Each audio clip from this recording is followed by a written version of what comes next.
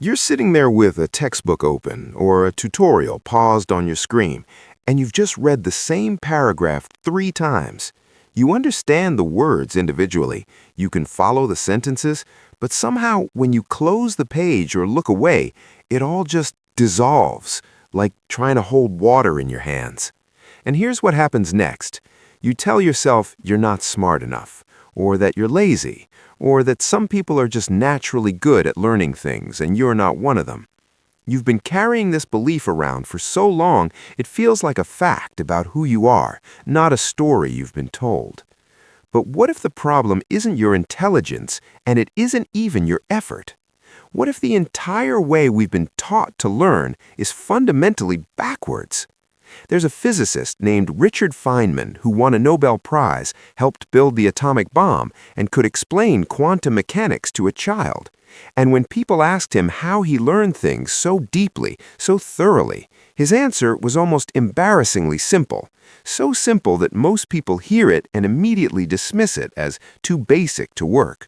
But it does work, and the reason it works reveals something profound about how your mind actually absorbs information, something that goes against almost everything you were taught in school. Let me show you what he understood that most of us don't. Think about the last time you truly learned something, not memorized it for a test, not nodded along while someone explained it, actually learned it, where it became part of how you think. Chances are you weren't sitting still, you weren't highlighting passages or taking neat notes. You were probably talking to someone, trying to explain it, or you were using it, applying it to something real, or you were teaching it, even if just to yourself. This isn't a coincidence. Feynman's technique, the one that's been quietly circulating among people who take learning seriously, is built on a single insight. You don't really understand something until you can explain it in simple language, not technical language, not jargon, simple, clear words that a 12-year-old could follow. And most of us never do this. We read, we listen, we take notes, and we assume that the information went into our brain, it's somehow stuck there. But your mind doesn't work like a hard drive. It doesn't just save files. It builds connections, creates patterns, reorganizes itself around new ideas. And that process only happens when you actively wrestle with the material, when you force yourself to reconstruct it in your own words. Here's what Feynman actually did. When he wanted to learn something, he'd take a blank piece of paper and write the topic at the top. Then he'd try to explain it as if he were teaching it to someone who knew nothing about the subject. Every time he got stuck, every time he couldn't find the right words or realized he was just repeating phrases from the textbook without understanding them, he'd stop, go back to the source material, figure out what he was missing, then try again. It's almost frustrating how simple it sounds, but simple doesn't mean easy. There's a concept in psychology called metacognition, which is just a fancy way of saying thinking about thinking. It's your ability to observe your own mind, to notice when you actually understand something versus when you're just going through the motions. And here's what research has shown. Most people are terrible at this. There's a study from cognitive psychologist Jeffrey Karpicke that looked at how students learned. He found that students who read material and then tested themselves on it learned far more than students who simply read and reread the same material. But here's the interesting part. When asked which method they thought worked better, most students chose rereading. They felt like they were learning when they reread, even though they weren't. This feeling, this illusion of understanding is everywhere.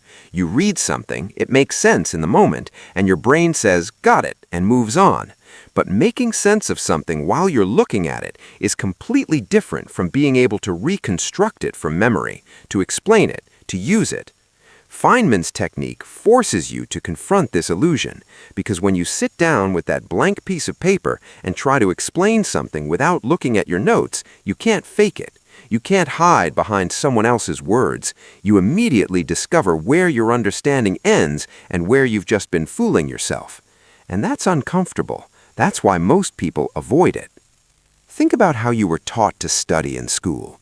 You were given information, you were told to review it, maybe make flashcards, maybe highlight the important parts, and then you were tested on whether you could recognize or recall specific facts. But recognition is not the same as understanding.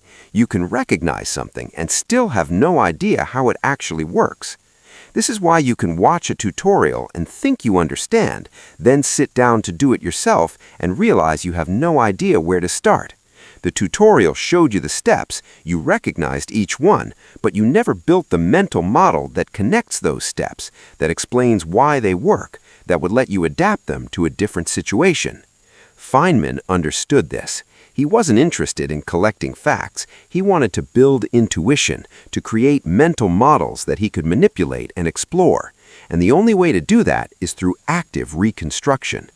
When you explain something in your own words, you're not just repeating information, you're organizing it. You're finding the structure underneath it. You're making choices about what's essential and what's detail, what comes first and what follows. And in making those choices, you're creating understanding. There's something else happening here, too, something deeper. When you're trying to explain a concept simply, you're constantly checking, does this make sense? Would someone actually understand this? And that checking, that self-questioning, activates a different part of your thinking. Instead of passively receiving information, you're evaluating it, testing it, looking for gaps and contradictions. Cognitive scientists call this elaborative rehearsal. You're not just rehearsing the information, you're elaborating on it, connecting it to things you already know, finding examples, asking questions. And your brain treats these self-generated connections differently than information that was simply given to you.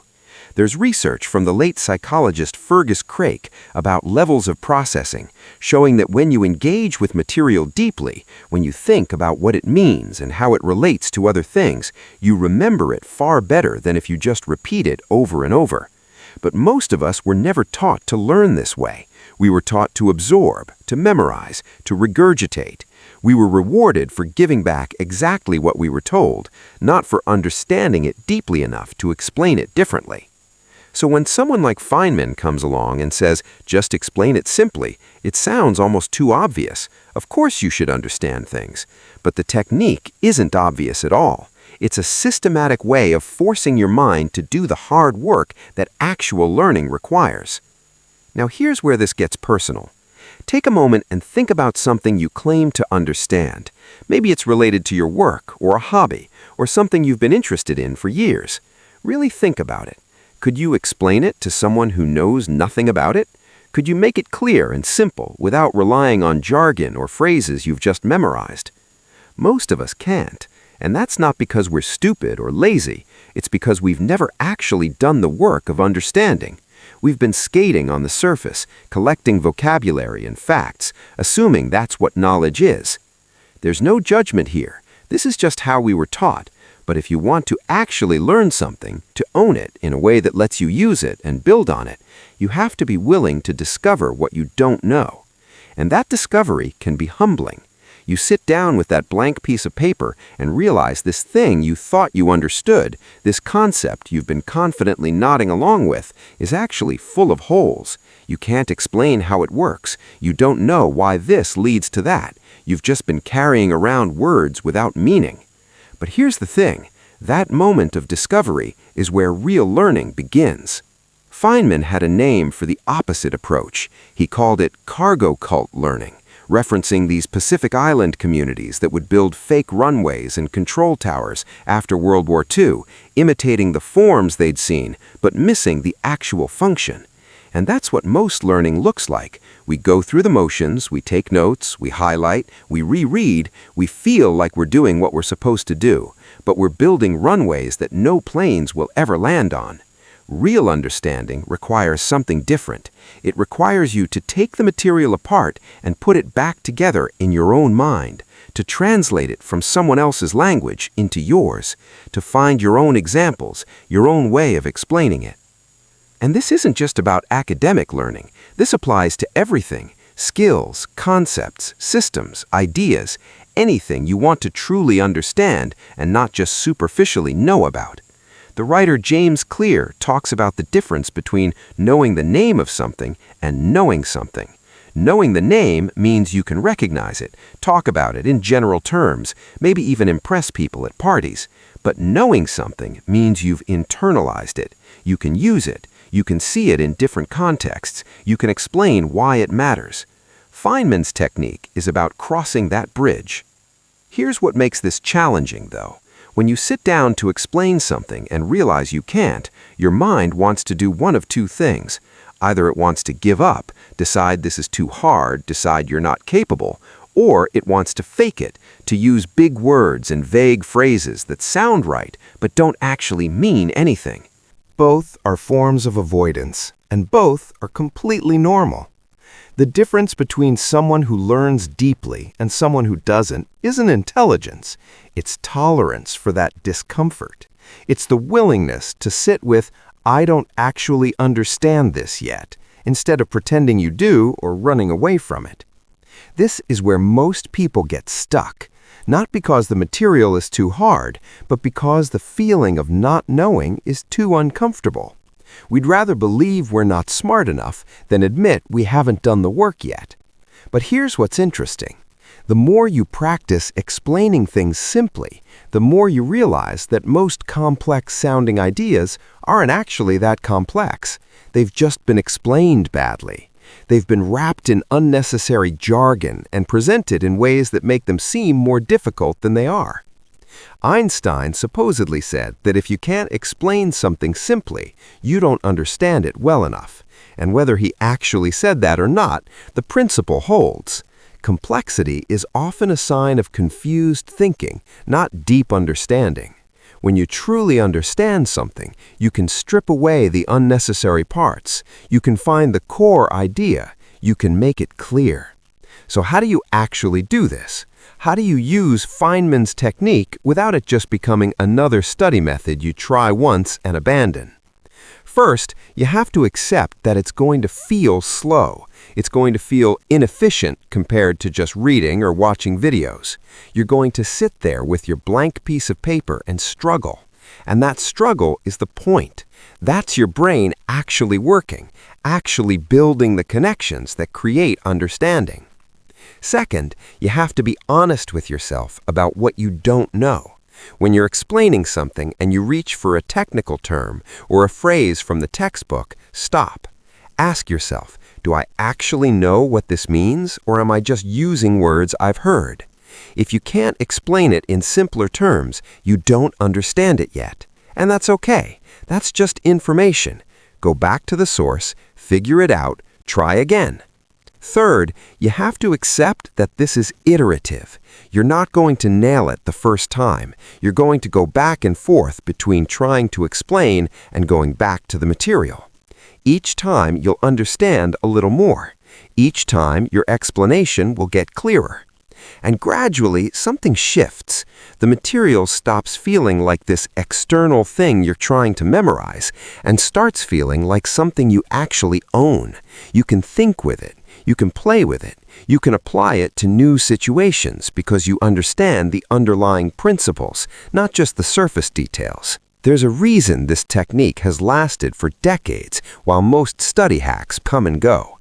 It's not a trick. It's not a shortcut. It's just aligned with how your mind actually works. Your brain evolved to make sense of things, to find patterns, to build models of how the world operates, but it didn't evolve to passively absorb information. That's a recent demand, and one we're not naturally good at. When you force yourself to explain something, you're activating the systems your brain is actually good at. You're making connections. You're testing your mental model against reality. You're checking for consistency and clarity. And the beautiful thing is that this compounds. The better you get at explaining things simply, the faster you learn new things, because you're not just accumulating facts anymore. You're building frameworks that new information can plug into. This is what separated Feynman from most other scientists. He didn't just know more, he understood more. He could explain quantum mechanics using simple diagrams and everyday analogies because he'd done the work of translating it into simple terms for himself first. And that's available to you too, not because you're special or gifted, but because you're willing to sit with that blank piece of paper and do the uncomfortable work of actually thinking. So here's what it comes down to. Learning isn't about consuming information, it's about transforming it, taking something external and making it internal. And the only way to do that is through the active work of explanation, of wrestling with ideas until you can express them clearly in your own words. You don't force your mind to learn by pushing harder, by studying longer, by using fancier techniques. You force your mind to learn by refusing to lie to yourself about what you understand, by sitting down with that blank page and discovering where your knowledge ends and your assumptions begin. It's simple, but it's not easy, and maybe that's why it works. Because real understanding never comes from taking shortcuts. It comes from being willing to do the work that everyone else avoids, the unglamorous work of thinking clearly and explaining honestly. And once you start doing this, once you experience what it feels like to actually own a piece of knowledge instead of just borrowing someone else's words, you can't go back. You'll start noticing how much of what passes for understanding is just performance, how many people talk confidently about things they've never really thought through. But you'll also start noticing how much you're capable of learning when you stop getting in your own way. If this resonated with you, if you recognized yourself in that person sitting with a textbook trying to force understanding, the next video might be worth your time. We're going to talk about why your mind resists learning, even when you want to, even when you know something is important. Because knowing the technique is one thing, understanding why you avoid using it is something else entirely. Until then, find one thing, just one thing you think you understand. Take out a blank piece of paper and try to explain it simply. See what happens. You might surprise yourself.